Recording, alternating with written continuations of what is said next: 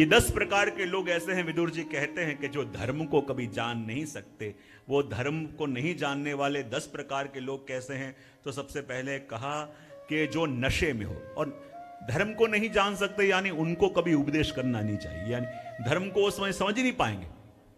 सबसे पहले नशे में हो, और नशे में हो यानी क्या? सिर्फ कोई नशा करके आवे वही नशा नहीं। कई लोग आते हैं कि जिनको संपत्ति का भी नशा होता है, हा? संपत्ति का भी नशा होता है, वो भी एक नशा है। और नशे के अंदर वो फिर कोई वस्तु समझ नहीं पाएंगे। वो बैठे हैं ठाकुर जी की सेवा करने, सत्संग में, कहीं कथा में, लेकिन चिंतन तो वही चल रहा है घर का, दुकानों का। बोले क्यों? नशे में है। नशे में है तो जो उपदेश किया जाएगा वहां तक पहुंचेगा ही नहीं। दूसरी वस्तु कही असावधान। जो सावधान नहीं है, सावधान नहीं यानी क्या? जिसको ये भी पता नहीं है कि कौन सी अवस्था में किस स्थान पे क्या करना। और सावधान यानी ये जीवन पल पल बीत रहा है, ये जीवन पल पल घट रहा है, ये सांसें पल पल कम हो रही हैं। इसके प्रति जो सावधान नहीं है उसको उपदेश करोगे वो समझेगा नहीं। तीसरा कहा कि जो पागल है यानी जिसका मन जिस स्थान पे होना चाहिए वहां नहीं है, हा? होना कहीं और चाहिए पर है कहीं। ऐसे व्यक्ति को यदि उपदेश करोगे वो समझने वाला नहीं है। कोई संपत्ति के पीछे पागल, कोई यश कीर्ति के पीछे पागल, कोई प्रतिष्ठा के पीछे पागल, कोई कुछ के लिए पागल। हा? पागलों की कमी नहीं है, दुनिया पागल खाना है।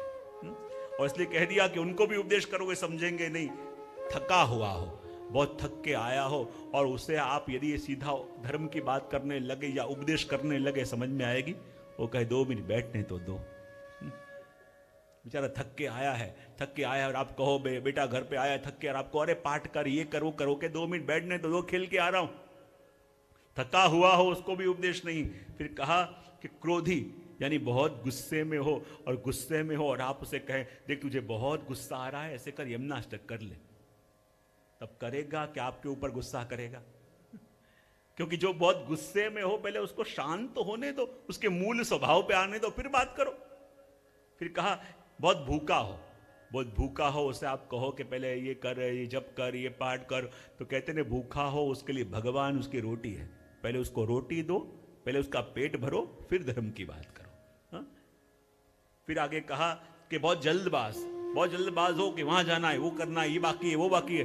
बहुत उतावल में जो आया हो ने उसे भी उपदेश नहीं करना चाहिए, क्योंकि वो भागने के मूड में है। आप बता रहे हो कुछ और, उसको लगे कि कब पूरा हो और मैं निकलूं।